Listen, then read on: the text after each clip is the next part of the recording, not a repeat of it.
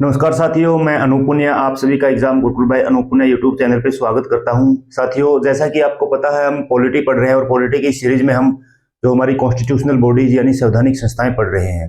और आज का हमारा जो टॉपिक है वो पब्लिक सर्विस के बारे में है, यानी जो लोक सेवाएं हैं उनके बारे में है। तो हमारा जो आज का टॉपिक है पब्लिक सर्विस यानी लोक सेवाएं, वो हमारे संविधान के भाग 14 यानी भाग 14 यानी पार्ट 14 में है। और कहां से कहां तक है पब्लिक सर्विस हमारे संविधान में? ये है आर्टिकल 308 टू आर्टिकल 314 यानी अनुच्छेद 308 से अनुच्छेद 314 तक हमारे संविधान में क्या दिया हुआ है? हमारे संविधान में दिया हुआ है पब्लिक सर्विसेज। ठीक है, तो आज हम देखेंगे पब्लिक सर्विसेज कितने प्रकार की होती है, कैसे कैसे होती है। नेक्स्ट क्लास में हम देखेंगे पब्लिक सर्विस के जो कमीशन है, union public service commission, state public service commission, इन चीजों के बारे में हम देखेंगे। आज सिर्फ और सिर्फ लोक सेवाओं के बारे में हम देखेंगे। ठीक है, तो देखिए जो सबसे पहले अगर बात करें लोक सेवाएं हैं, वो एक होती है all India services, Akhil Bharatiya सेवाएं, यानी पूरे भारत के लिए, चाहे वो भारत में राज्य भी है, भारत में सेंट्रल गवर्नमेंट भी है, उसके लिए। ठीक है, सेकंड है सेंट्रल सर्विसेज यानी केंद्रीय सेवाएं, और तीसरा है स्टेट सर्विसेज यानी राज्य सेवाएं। तो इन चीजों के बारे में हम देखेंगे कि सेंट्रल सर्विसेज क्या होती है, स्टेट सर्विसेज क्या होती है, all India services, Akhil Bharatiya सेवा क्या होती है। ठीक है, तो जो सबसे पहले देखते हैं अखिल भारतीय सेवा। अखिल भारतीय सेवा होती है वो जो अखिल भारतीय सेवाएं हैं वो केंद्र में भी होती है, वो राज्य में भी होती है। ठीक है, स्टेट में भी होती है, सेंटर में भी होती है। कैसे?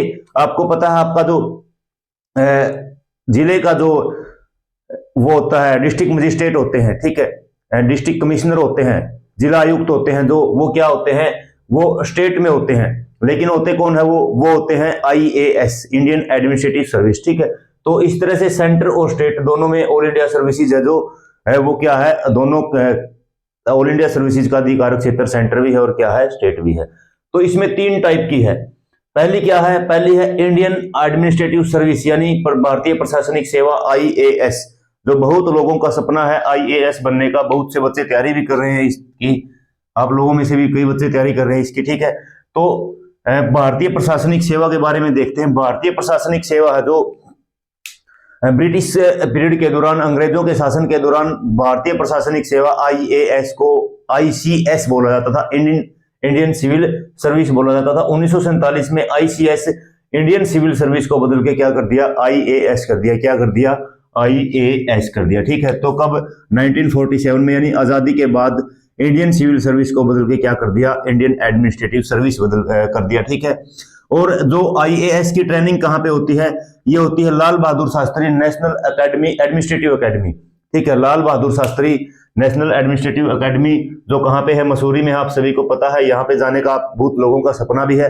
तो यानी प्रशिक्षण कहाँ पे होता है? लाल बहादुर शास्त्री राष्ट्रीय प्रशासनिक अकादमी में होता है। ठीक है, तो ये था आईएएस के बारे में। 1947 में इंडियन सिविल सर्विस को बदल के क्या कर दिया गया, इंडियन एडमिनिस्ट्रेटिव सर्विस कर दिया गया। ठीक है, उसके बाद सेकंड टाइप है, सेकंड सर्विस कौन सी है? सेकंड सर्विस है इंडियन पुलिस सर्विस, जिसको हम बोलते हैं आईपीएस। बहुत से बच्चों को जुनून होता है कि हमारे शरीर के ऊपर आईपीएस, हमारे शरीर के ऊपर वर्दी हो, किसकी? आईपीएस की, खाकी वर्दी हो। ठीक है, तो आईपीएस इंडियन पुलिस सर्विसेज यानी भारतीय पुलिस सेवा। भारतीय पुलिस सेवा है जो ये होम मंत्रालय के अंतर्गत आती है। किसके अंतर्गत आती है? Under the home ministry. ठीक है, होम मिनिस्ट्री के अंडर आती है ये। और 1947 में अंग्रेजों के समय में इंडियन पुलिस हुआ करता था अकेला। क्या हुआ करता था? Indian police. तो 1947 में इंडियन पुलिस को बदल के क्या कर दिया गया, इंडियन पुलिस सर्विसेज कर दिया गया। ठीक है, इंडियन पुलिस सर्विस कर दिया गया। और इसकी ट्रेनिंग कहाँ पे होती है? सरदार वल्लभ भाई Patel national police academy Hyderabad. कहाँ पे? हैदराबाद में। सरदार वल्लभ भाई Patel national police academy Hyderabad में इसकी क्या होती है, ट्रेनिंग होती है, यानी प्रशिक्षण इनका होता है। ठीक है, उसके बाद नेक्स्ट क्या है? इंडियन फॉरेस्ट सर्विसेज, आईएफओएस, जिसको हम बोलते हैं इंडियन फॉरेस्ट सर्विसेज। ये हमारे संविधान में मूल रूप से नहीं थी। इसको 1966 में, 1966 में इसका गठन किया गया, इसको स्टैब्लिश किया गया। और आपको पता है, मैं बता भी दूंगा, आर्टिकल 312 में होता है parliament can create the one और मोर ऑल इंडिया सर्विसेज। जो संसद है वो एक या एक से अधिक अखिल भारतीय सेवाओं का सर्जन कर सकती है, लेकिन उसके लिए सबसे पहले इनिशिएटिव कहाँ पे होता है?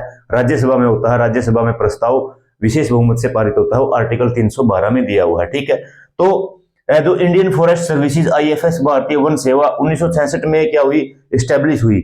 और ये किसके अंतर्गत आती है, आती है ministry of environment and forest. किसके? Ministry of environment and forest, ठीक है। ये कई बार पूछ लिया जाता है, ministry of environment and forest. Training यानी प्रशिक्षण कहाँ पे होता है इंडियन फॉरेस्ट सर्विस का? तो ये लबासना के साथ साथ Indira Gandhi national forest academy Dehradun में है। कहाँ पे? देहरादून में है। Indira Gandhi national forest academy कहाँ पे है? देहरादून में है। तो ये क्या होता है, यहाँ पे इसकी ट्रेनिंग होती है, ठीक है। तो ये थी अखिल भारतीय सेवा यानी ऑल इंडिया सर्विसेज, ठीक है, जो सेंटर और स्टेट दोनों में क्या करते हैं, कार्य करते हैं, कार्यरत होते हैं।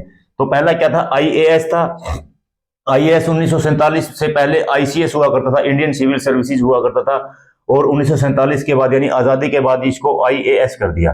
ट्रेनिंग लबासना में होती, Lal Bahadur Shastri national administrative academy.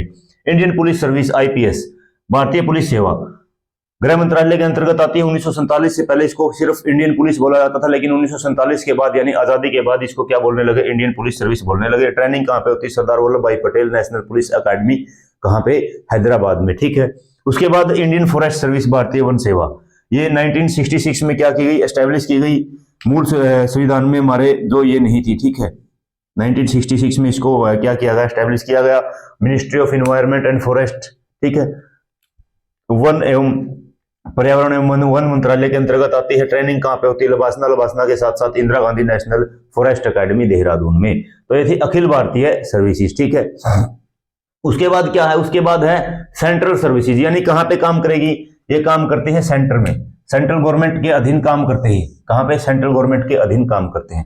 अब सेंट्रल सर्विसेज कौन सी होती है? 4 प्रकार की होती है, group A, group B, group C, group D. Group A और ग्रुप बी होते हैं वो अधिकारी होते हैं, यानी गजेटेड ऑफिसर होते हैं, राजपत्रित अधिकारी होते हैं। क्या होते हैं? वो राजपत्रित अधिकारी होते हैं, गजेटेड ऑफिसर होते हैं, ठीक है। राजपत्रित अधिकारी यानी गजेटेड ऑफिसर होते हैं। ग्रुप सी क्या है? ग्रुप सी होता है क्लैरिकल, ठीक है, लिपिक होते हैं। ग्रुप सी क्या होते हैं? लिपिक होते हैं, इनका तो आपको पता है। और ग्रुप डी क्या होता है? ये श्रमिक टाइप के होते हैं, लेबर टाइप के होते हैं, जैसे पियोन हो गया, माली कम चौकीदार हो गया, चौकीदार हो गया, ऐसे होते हैं, ठीक है। कैनाल गार्ड वगैरह ITC ऐसे होते हैं। तो ये 4 प्रकार की होती है केंद्रीय सेवाएं। एग्जाम्पल अगर देखें, जैसे भारतीय विदेश सेवा है, इंडियन फॉरेन सर्विसेज है, ठीक है। ये जो ये एग्जाम है ऑल इंडिया सर्विसेज है, और उसके बाद बहुत सारे और अन्य एग्जाम है, वो किसके द्वारा कंडक्ट करवाए जाते हैं? वो यूपीएससी के द्वारा। आपको इन चीजों का तो पता ही होगा, यूपीएससी के द्वारा कंडक्ट करवाए जाते हैं, यूनियन पब्लिक सर्विस कमीशन, जो नेक्स्ट क्लास में हम देखेंगे। तो देखो सेंट्रल सर्विसेज के जो एग्जांपल देखें, भारतीय विदेश सेवा, इंडियन फॉरेन सर्विसेज, ये डायरेक्ट रूप से केंद्र सरकार के अंतर्गत आती है, ठीक है। सेंट्रल इंजीनियरिंग सर्विसेज, केंद्रीय अभियांत्रिकी सेवा, ये भी किसके? ये भी सेंट्रल है, तो इसका मतलब सेंट्रल जो सर्विसेज है उसके अंतर्गत आती है। सेंट्रल हेल्थ सर्विसेज, केंद्रीय स्वास्थ्य सेवा, ठीक है। उसके बाद सेंट्रल पोस्टल सर्विसेज यानी केंद्रीय डाक सेवा, और इंडियन रेलवे सर्विसेज यानी भारतीय रेल सेवा। आपने कभी सुना है कि ये राज्य सरकार की रेल है? नहीं, वो क्या है? वो इंडियन रेलवे सर्विसेज होती है, जो सेंट्रल गवर्नमेंट के अंडर काम करती है, ठीक है। तो ये क्या थी? ये थी सेंट्रल सर्विसेज। उसके बाद नेक्स्ट है स्टेट सर्विसेज यानी राज्य सेवा। ये किसके? ये राज्य सरकार के अंडर कार्य करती है, किसके? स्टेट गवर्नमेंट के अंडर, ठीक है, स्टेट गवर्नमेंट। इसको आप लिख लेना, स्टेट गवर्नमेंट, ठीक है, स्टेट गवर्नमेंट के अंडर कार्य करते हैं। अब देखो राज्य में आपने देखा होगा, अपने अपने राज्य में देखना भी आप, जैसे सबसे ऊपर होते हैं, जैसे डिस्ट्रिक्ट में डिस्ट्रिक्ट मजिस्ट्रेट होता है, तो वो कौन होता है? वो आईएएस होता है। कौन होता है? आईएएस। आईएएस से नीचे कौन होते हैं? स्टेट सर्विसेज आते हैं, ठीक है। जैसे एसडीएम वगैरह, बहुत से एसडीएम होते हैं, तो स्टेट पीसीएस से सिलेक्ट होके आते हैं। उसके बाद तहसीलदार है, एक्साइज एंड टैक्सेशन ऑफिसर है, ऐसे होते हैं, ठीक है। Block development and panchayat officer होते हैं, वो क्या होते हैं? वो होते हैं स्टेट सर्विसेज के होते हैं। और इसी प्रकार से जो सेंट्रल सर्विसेज में होती है, group A, group B, group C, group D, यहाँ पे भी क्या है? 4 ग्रुप है, ग्रुप ए है, ग्रुप बी है, ग्रुप सी है, ग्रुप डी है। ग्रुप ए, ग्रुप बी क्या होते हैं? गजेटेड ऑफिसर होते हैं, राजपत्रित अधिकारी होते हैं। ग्रुप सी क्या होते हैं? ग्रुप सी होते हैं लिपिक यानी क्लैरिकल होती है। और ग्रुप डी क्या होते हैं? ये लेबर या श्रमिक टाइप के होते हैं। अगर स्टेट सर्विसेज की हम एग्जांपल देखें, जैसे स्टेट सिविल सर्विसेज, राज्य सिविल सेवाएं होती है, ठीक है, जैसे तहसीलदार वगैरह होते हैं, सीटीएम वगैरह होते हैं, वो किससे सिलेक्ट होके आते हैं? वो होके आते हैं स्टेट सर्विसेज से। स्टेट पुलिस सर्विसेज, ठीक है, राज्य पुलिस सेवाएं होती है, जैसे डीएसपी होते हैं, ठीक है, तो वो किससे होते हैं, वो राज्य पुलिस सर्विसेज से होके आते हैं। स्टेट फॉरेस्ट सर्विसेज राज्य वन सेवाएं, राज्य की वन सेवाएं, राज्य वन सेवा हो सकती है, राज्य कृषि सेवा हो सकती है, ठीक। और ये किसके द्वारा, ये स्टेट पब्लिक सर्विस कमीशन के द्वारा, एसपीएससी के द्वारा ही सिलेक्ट किए जाते हैं। State public service commission, next class में देखेंगे इनके बारे में। Union public service commission, state public service commission, राज्य लोक सेवा आयोग, राज्य लोक सेवा आयोग, ठीक है। तो ये थे सेवाएं, सर्विसेज यानी लोक सेवाएं के बारे में, भाई किस टाइप से कैसे कैसे कैटेगराइज किया गया है। अब इनसे इंपॉर्टेंट जो आर्टिकल है, जैसे 308 में तो इतना नहीं है, क्योंकि 308 में था जो इंटरप्रिटेशन यानी व्याख्या दी हुई थी पब्लिक सर्विसेज की, उसमें ये बोला गया था कि भाई जम्मू कश्मीर के ऊपर ये लागू नहीं होगा। अब जम्मू कश्मीर को भी क्या है, जम्मू कश्मीर में भी हमारा जो देश का संविधान है वो लागू कर दिया गया, इसका मतलब वो क्या है, वो तो फिर अपने आप में ही उसका कोई महत्व नहीं बचता। उसके बाद आर्टिकल 309 से देखते हैं। आर्टिकल 309 इंपॉर्टेंट आर्टिकल देख लेते हैं, ठीक है। उम्मीद करता हूं ये आपको समझ में आ गया, और इसको नोट जरूर कर लेना, या आप स्क्रीनशॉट ले सकते हो आराम से।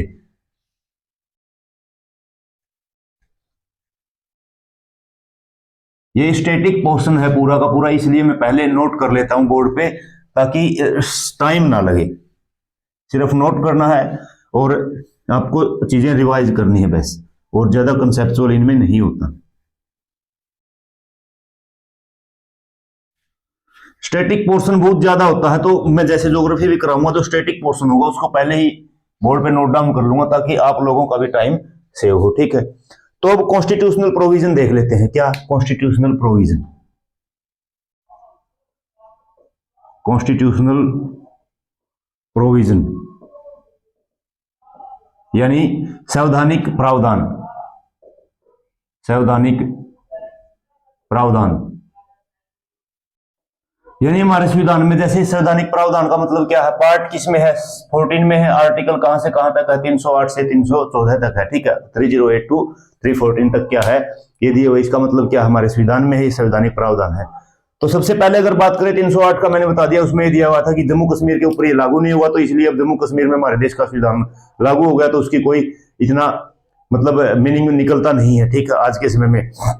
तो सबसे पहले देखते हैं आर्टिकल 309, आर्टिकल 309। आर्टिकल 309 में क्या दिया हुआ है, पार्लियामेंट है, संसद और स्टेट लेजिस्लेचर है, वो रेगुलेट कर सकते हैं किसको, जो रिक्रूटमेंट होगी पब्लिक सर्विसेज की, और किसकी, और क्या सर्विस कंडीशंस होगी, उसको क्या कर सकते हैं, रेगुलेट कर सकते हैं, ठीक है। यानी पार्लियामेंट, ऐसे शॉर्ट में ही लिखना आप, पार्लियामेंट यानी संसद, स्टेट लेजिस्लेचर यानी राज्य विधानमंडल, राज्य विधानमंडल, ठीक है। ये रेगुलेशन करेंगे यानी नियमन करेंगे, नियमन यानी रूल रेगुलेशन बनाने का काम करेंगे। अगर सेंटर की पब्लिक सर्विस कमीशन है तो पार्लियामेंट कर सकती है, और राज्य की है तो स्टेट लेजिस्लेचर यानी राज्य विधानमंडल कर सकते हैं। किस किस को, जैसे रिक्रूटमेंट हो गई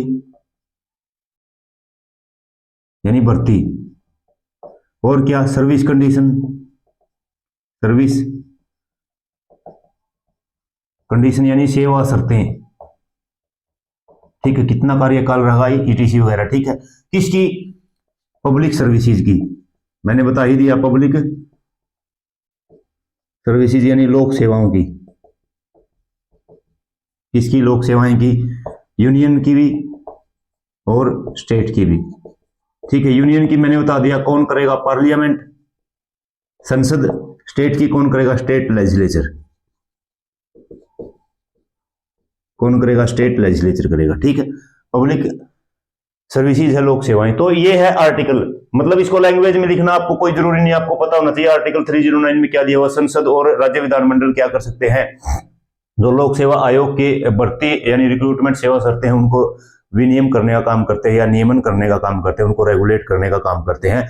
अगर सीधा सीधा बोले तो उनको जो उनसे संबंधित जो रूल है, नियम है, वो बनाने का काम कौन करती है? पार्लियामेंट और स्टेट लेजिस्लेचर यानी संसद और राज्य विधानमंडल करती है। ठीक है, उसके बाद नेक्स्ट है आर्टिकल 310।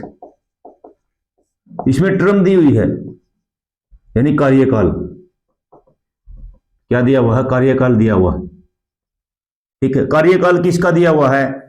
जैसे देखो, सिविल जो ऑल इंडिया सर्विसेज मैंने बताई और सेंट्रल सर्विसेज बताई, वहां पे डिफेंस सर्विसेज का जिक्र नहीं है, लेकिन आर्टिकल 310 है, जो अनुच्छेद 310 है, वो डिफेंस के ऊपर भी लागू होता है। ठीक है, जैसे डिफेंस की सर्विसेज है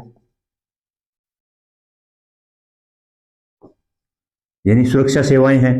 ठीक है, सेंट्रल पब्लिक सर्विस कमीशन, जो सेंट्रल सिविल सर्विसेज हैं यानी सेंट्रल सिविल सर्विसेज यानी केंद्रीय जो सिविल सेवाएं हैं।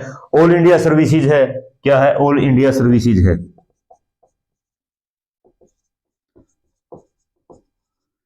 तो ये किसके अकॉर्डिंग है? कितने मतलब कैसे काम करेंगे ये? During the pleasure of president यानी राष्ट्रपति के प्रसाद पर्यंत कार्य करेंगे। यानी राष्ट्रपति को अगर ये लगता कि कुछ कमी है तो ये क्या है? इनको हटा सकते हैं, यानी during the pleasure of president, during the pleasure of president यानी राष्ट्रपति के प्रसाद पर्यंत।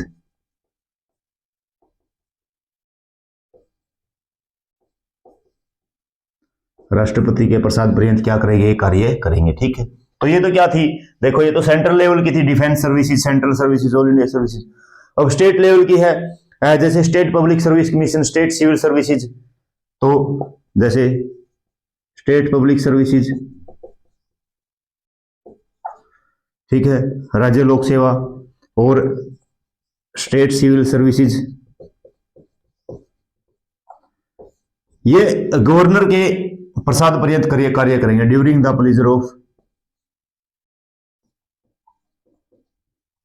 Governor, during the pleasure of governor यानी राज्यपाल के प्रसाद पर्यंत।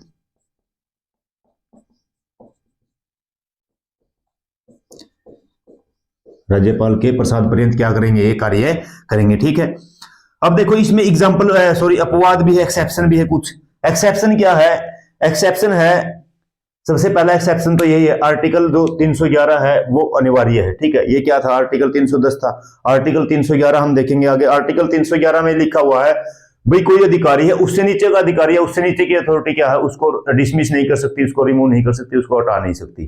तो इसका मतलब इन सभी के लिए क्या है? आर्टिकल 311 क्या है? अनिवार्य है। यानी अगर डिफेंस सर्विसेज में कोई बंदा है और उसको हटाना है, ठीक है, ऑफिशियल यानी गजेटेड रैंक पे उसको हटाना है, तो उससे नीचे के जो अथॉरिटी है वो उसको हटा नहीं सकती। ठीक है, तो आर्टिकल 311 एक्सेप्शन क्या है?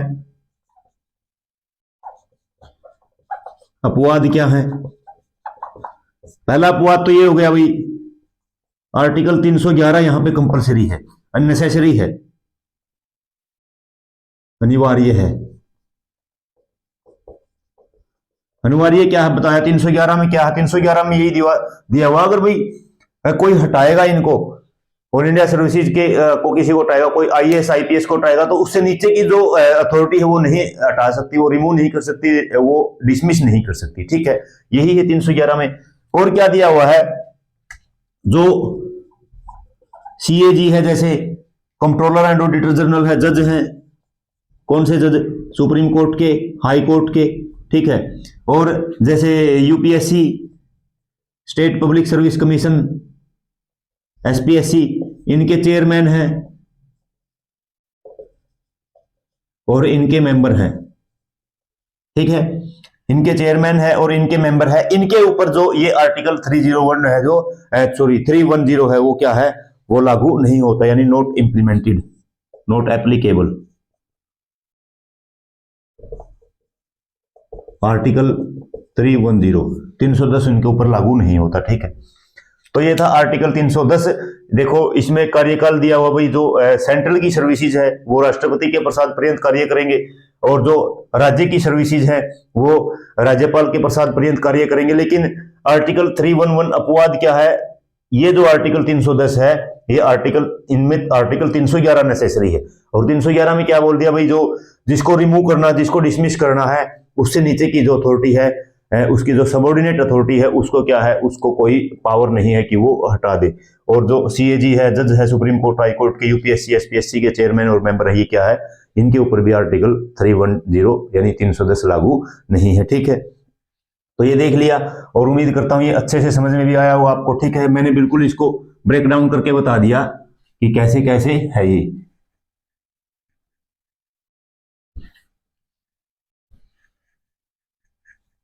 अब दो आर्टिकल देखेंगे।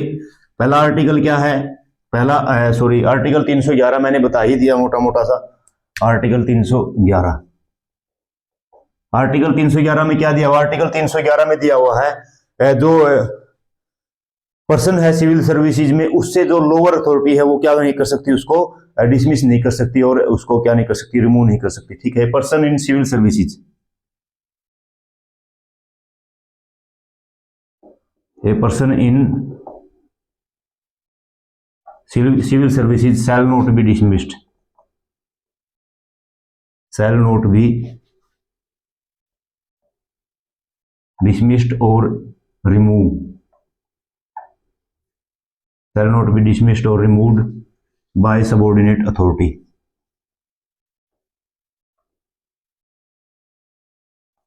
by subordinate authority यानी सिविल सेवाओं में कोई व्यक्ति, चाहे वो राज्य की सिविल सेवाएं हो, चाहे वो केंद्र की सिविल सेवाएं हो, सिविल सेवाओं में किसी व्यक्ति को उसकी जो सबऑर्डिनेट अथॉरिटी है यानी उसकी अधीनस्थ प्राधिकार हटा नहीं सकती, प्राधिकारी द्वारा हटाया नहीं जा सकता,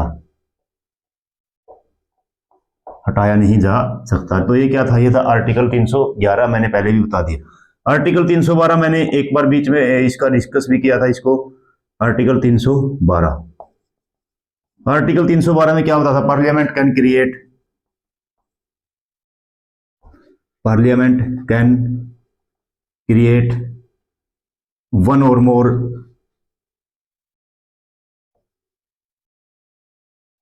All India services।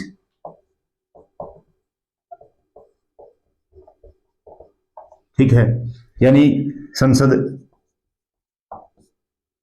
क्या है, एक या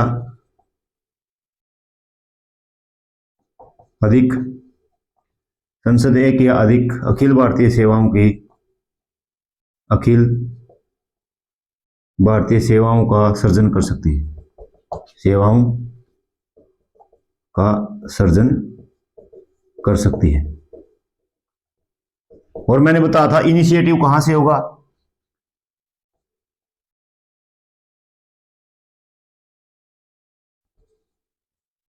ठीक है, इनिशिएटिव कहां से होगा, वो राज्यसभा से होगा। कहां से, राज्यसभा से होगा। जो रिजोल्यूशन होगा वो पहले राज्यसभा में किससे, स्पेशल मेजोरिटी से, स्पेशल मेजोरिटी से पास होगा। ठीक है, वो एक अलग प्रोसेस है। बस आपको आर्टिकल 312 रखना कि पार्लियामेंट कैन क्रिएट वन और मोर ऑल इंडिया सर्विसेज, यानी जो संसद है एक या एक से अधिक अखिल भारतीय सेवाओं का सर्जन कर सकती है। ठीक है, और इस मामले में अभी देखा है कि जुडिशरी, ऑल इंडिया जुडिशरी जो सर्विसेज है उसको भी, जैसे इंडियन एडमिनिस्ट्रेटिव सर्विसेज है, आईएएस है, इंडियन पुलिस सर्विसेज है, इंडियन फॉरेस्ट सर्विसेज है, ऐसे सोचा जा रहा है कि एक जुडिशरी के लिए भी इंडियन जुडिशरी सर्विसेज क्रिएट किया जाए। ठीक है, इसके ऊपर विचार चला हुआ है। ठीक है, क्या चला हुआ, इसके ऊपर विचार चला हुआ है। तो ये थी पब्लिक सर्विसेज। और नेक्स्ट क्लास में हम क्या देखेंगे, यूनियन पब्लिक सर्विस कमीशन, और क्या देखेंगे, state public service commission. Article 315 से जो स्टार्ट है। ठीक है, और पार्ट 14 में ही ये भी इन चीजों के बारे में हम देखेंगे, कमीशंस देखेंगे। यानी अब पब्लिक सर्विस तो बता दी, और पब्लिक सर्विस को रेगुलेट करने का, इनको जो नियुक्त करने का यानी सिलेक्ट करने का काम कौन करती है, वो यूनियन पब्लिक सर्विस कमीशन, और राज्य में स्टेट पब्लिक सर्विस कमीशन, और एक होता ज्वाइंट पब्लिक सर्विस कमीशन। इनके बारे में हम नेक्स्ट क्लास में देखेंगे। आज की क्लास को हम यहीं तक रखते हैं। उम्मीद करता हूं सभी चीजें आपको अच्छे तरीके से समझ में आई होगी, सभी चीजों को समझ पाने में आप सक्षम भी होंगे। और मिलते हैं एक और बेहतरीन वीडियो के साथ, जो नेक्स्ट क्लास में आपको पता ही है, मैंने बता दिया, यूपीएससी और SPSC state public service commission के बारे में हम पढ़ेंगे। तब तक के लिए आप सभी साथियों को नमस्कार।